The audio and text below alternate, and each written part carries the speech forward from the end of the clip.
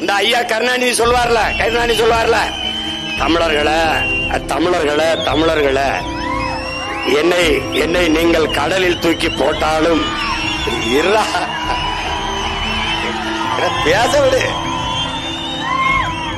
பேச விடு.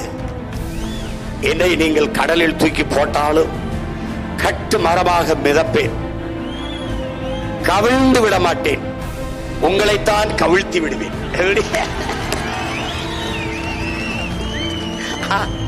அப்படி கவிழ்ந்தவங்க தான் நம்ம. புரியுதில்ல உனக்கு? அப்படி கவிழ்ந்தவங்க தான் நம்ம.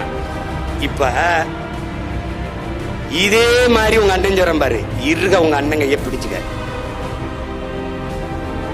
உயிரே போனாலும் என்னுடைய உடல் உன்னோடதான் வருமே ஒழிய உன்னை விட்டு போமாட்டேன்.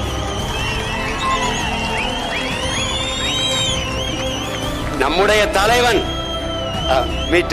நம்முடைய தலைவன், நாம் வீழ்ந்தாலும் சரி நம் இனம் எழுந்தால் போதும், நாம் செத்தாலும் சரி நம் இனம் வாழ்ந்தால் போதும் என்று நின்ற தலைவனின் பிள்ளைகள் நாம்.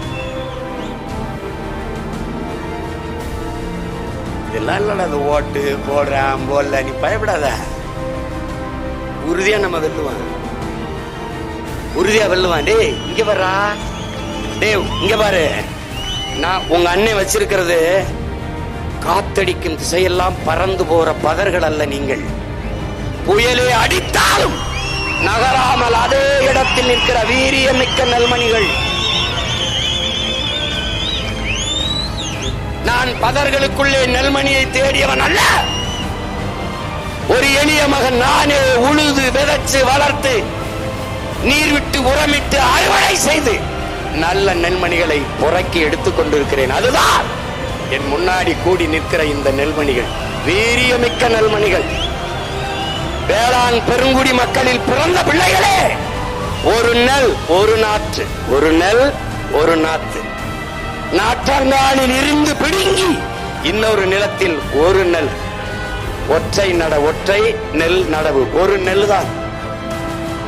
ஒரு நெல் நாற்றை நடுவோம், அது வளர்ந்து 80 தலைத்து வரும், 80 வரும், 80 வெடித்து வளரும்.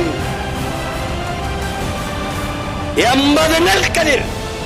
ஒரு கதிருக்கு 20 நெல்மணி என்று வைத்தால் 1600 நெல்மணிகள். ஒரு நெல் நான் விதைத்தது 1500 நெல்மணியாக விளை.